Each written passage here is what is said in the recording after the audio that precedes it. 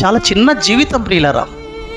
ఎప్పుడు మరణం వస్తుందో తెలియదు, ఏ రోజు మృత్యువు మనల్ని కబలిస్తుందో తెలియదు, ఎంత స్పీడ్తో మనల్ని తాకుతుందో తెలియదు, ఏ టైము మనం మరణిస్తామో మనం ఊహించలేమండి. ఈ రాత్రికే ఉండొచ్చు, ఎవరికి తెలుసు. రేపటి వరకు బ్రతుకుతానే మనం గ్యారంటీ ఇవ్వగలుగుతామా? ఇవ్వలేము. కాబట్టి ప్రభువు రాకడ కూడా ఎప్పుడనేది తెలియదు. ఒక దొంగ వచ్చినట్టు అని అంటుంది బైబిల్. ఆయన ఎప్పుడు వస్తాడో తెలియదు. రాకడ గురించి పక్కన పెట్టిన మన యొక్క పోకడ ఎప్పుడనేది కూడా తెలియదండి.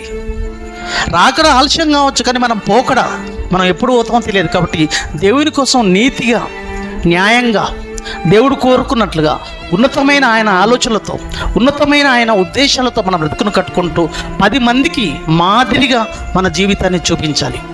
10 మంది బేసనాలి నీ బ్రతుకును.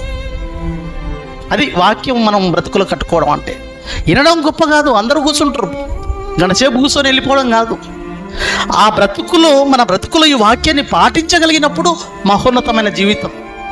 కూర్చొని వినిపోవడం కాదు, దాని ప్రకారంగా బ్రతకడానికి ప్రయత్నించాలి. దాని ప్రకారంగా మెల్లమెల్లగా మన ఆలోచనలు ఏవైతే ఉంటావో, దేవునికి నచ్చని ఆలోచనలు తీసేసుకుంటే ఆ జీవితం ఒక అద్భుతమైన బ్రతుకుంది. ఆ బ్రతుకును నువ్వు పొందుకోవాలి. లేకపోతే రేపు శరీరం వదిలిన మరుక్షణమే నిత్య శిక్షలోనికి వెళ్ళిపోయే భయంకరమైన పరిస్థితులు మన కోసం ఎదురు చూస్తున్నాయి. అటువంటి స్థితిలోనికి వెళ్ళకూడదు. దేవుడి కోసం ఉన్నతంగా బ్రతకాలి.